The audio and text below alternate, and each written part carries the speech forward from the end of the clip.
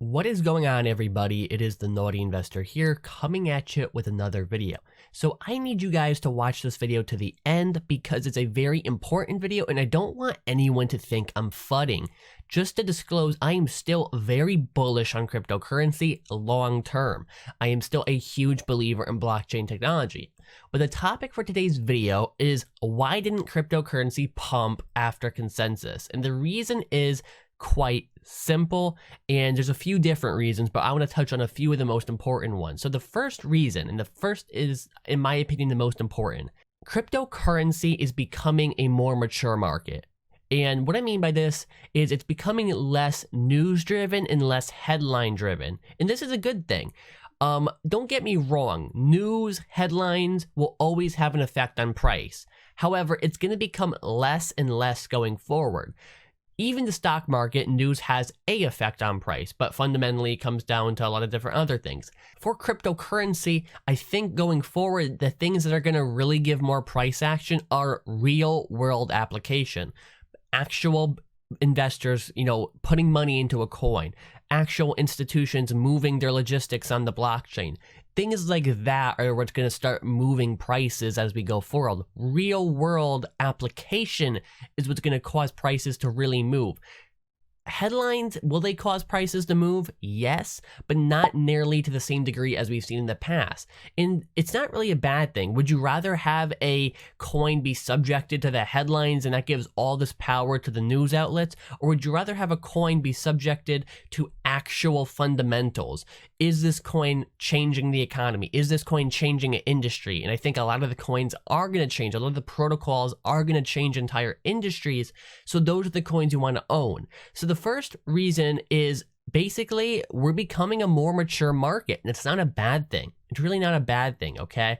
So consensus, there's all these headlines coming out and it didn't really affect the price. And again, I wanted to put out a video before consensus making that point, but I didn't want people to think I was fudding, so I chose not to. But a lot of other YouTubers came out before consensus and saying, hey, the past 3 times or the past 2 times of consensus, crypto has pumped 50% immediately afterwards. And I wanted to make a video saying, I don't think it's going to happen this time, but I chose not to. That's my fault. I should have put out that video, but whatever, I can't go back in time. So that is the first reason. We are becoming a more mature market. Less driven by headlines, less driven by news, and more driven by actual fundamentals. And I think that's a good thing. Second reason is we never fully got out of the bear market. Now, as I have said in the past, we're not entirely in a bear market right now, but we're not in a bull market. We might be re-entering a bear market. I don't know exactly where we're going yet. I think I'm going to really do an in-depth review and in-depth video on that this week about whether or not we're going to be entering a bull market or we're going to go dipping back in the bear market.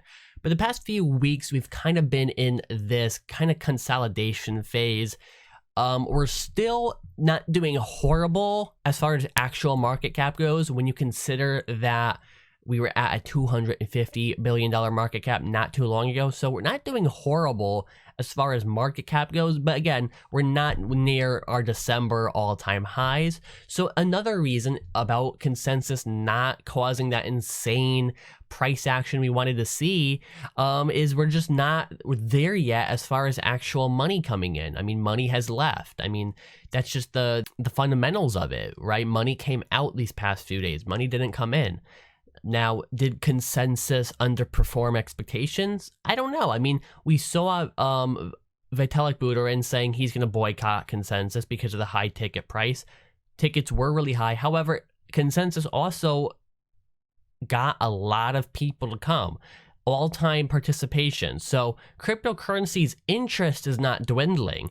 It's just that prices are. So I think if you really want to look at things in the long-term vision, if you really want to put things in a frame and look at how we're doing as the market right now, there is a lot of great projects coming out. There's a lot of innovation. We're going to start to see more businesses putting their logistics, putting their supply chain management on the blockchain, things like that. And I think that's what's really going to change cryptocurrency.